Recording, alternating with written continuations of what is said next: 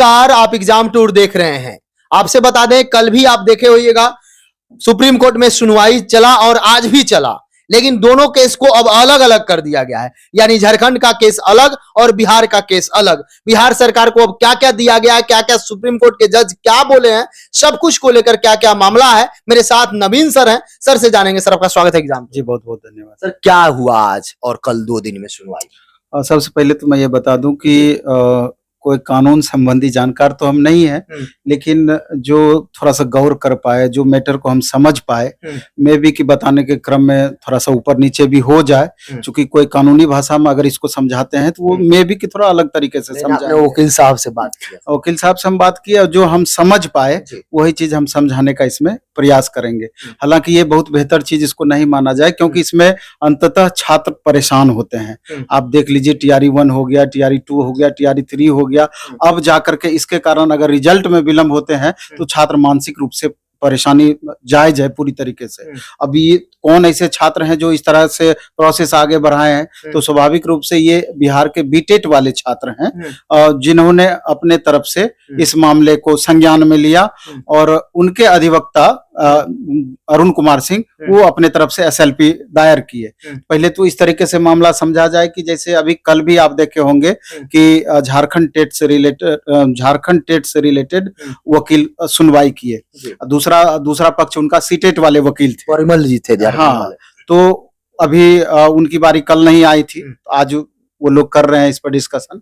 पहले माननीय कोर्ट को लगा कि दोनों का, बिहार का मामला और झारखंड का मामला पूरी तरीके से एक जैसा है, तो दोनों को एक में ही ऐड कर दिया गया। लेकिन बाद में जब गौर करने पर समझ में आया कि नहीं, दोनों के मामलात में अंतर है, क्योंकि झारखंड का मामला मूलतः आप देखेंगे वहां के कल्चर से रिलेटेड है और भी उसके पर्सनल इश्यूज हैं उससे रिलेटेड है, जबकि बिहार का मामला थोड़ा इससे अलग है। क्योंकि बिहार में देखा जाए तो क्या आपत्ति रही स्टूडेंट को जो इस तरह से SLP दायर करवाए, और हजारों के छात्रों में, मतलब कि मैक्सिमम संख्या है पिटिशनर का इसमें जो बने हैं, और वो सब मिल करके ये काम कर रहे हैं। एक्चुअली में इसमें देखा जाए तो आर्टिकल 38 के तहत बिहार के संदर्भ में स्टेट को कानून, वेतन, पेंशन, वेतन भत्ते, पेंशन से बनाने का, से रिलेटेड बनाने का अधिकार है आर्टिकल 38 के अंतर्गत। और लेकिन इनका कहना है कि बिहार सरकार 2012 के कंडिका 5 ख के अनुसार असंवैधानिक तरीके से इन्होंने अपना नोटिफिकेशन या सारा कुछ इन्होंने किया है, जो इनका आरोप है। तो इनके अनुसार कि जो मिनिमम क्वालिफिकेशन है उसको तय करने का अधिकार बिहार सरकार को नहीं है, जो इन्होंने किया है। और उसी के आधार पर इनका कहना था कि चूंकि रूल ये होता है कि हर स्टेट का अपना टेट होता है और उस टेट के अंतर्गत अंतिम रूप से बहाली इसका होना चाहिए था, तो ये आपत्ति सीटेट पर दर्ज अपना किए।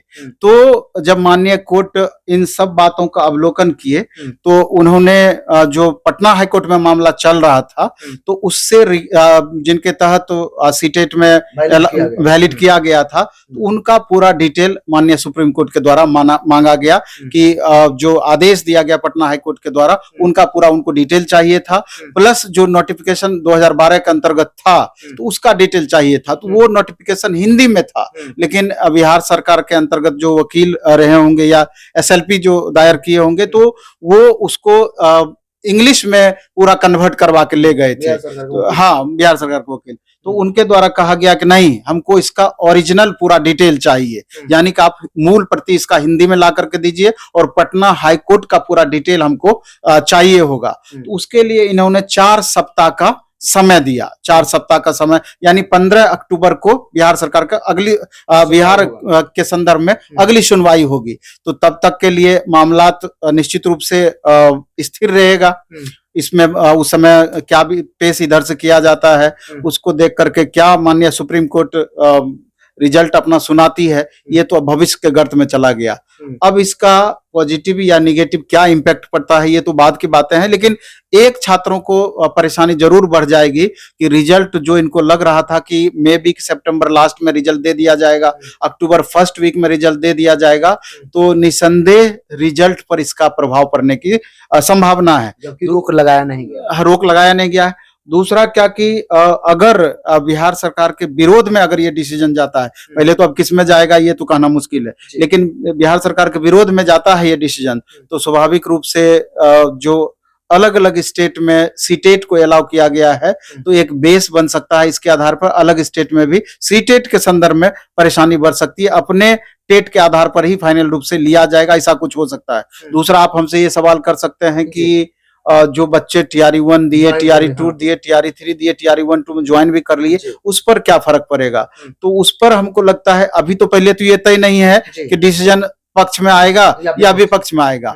अगर विपक्ष में डिसीजन आ गया तो वैसी परिस्थिति में जिस हिसाब से बीएड वाले कैंडिडेट को आप बिहार सरकार जो एडजस्ट की है 6th फेज वालों में, तो अभी तक उस पर कुछ भी आपत्ति नहीं हुई है दर्ज, तो मैं भी उसी तरीके से टीआरई 1 और 2 के संदर्भ में कोई न कोई बीच का रास्ता बिहार सरकार निकालेगी। अब टीआरई 3 का तो अभी तक रिजल्ट ही नहीं दी गई है, तो पता नहीं अब इसके संदर्भ में क्या करती है। तो थोड़ा सा कंफ्यूजन की स्थिति, और क्यों ऐसा करते हैं छात्र हमको पता नहीं चलता है। अब कितने छात्र इससे परेशान हो रहे होंगे मानसिक रूप से अलग, ये तो छात्र ही समझ रहे हैं। सर, जब नियम बदलने का अधिकार नहीं है, आप भी देखे होगा टीआरई 1 जब आया था लगभग जीएसटी से अधिक संशोधन हो गया, तो ये भी तो समस्या है। जब उस तरह का है कंडिका बताया जा रहा है कि आप नहीं बदल सकते हैं, फिर भी बिहार सरकार को जो मन में आता है। अभी आप देख लीजिए, केवल अगर डॉक्यूमेंट वेरिफिकेशन हो जाता पहले, वो अभी एक सब जगह होता है, बिहार में ही होता है, लेकिन टीचर भर्ती में ऐसा कुछ नहीं किया जाए। बहुत सारा खामियां है सर। खामियां तो बिहार सरकार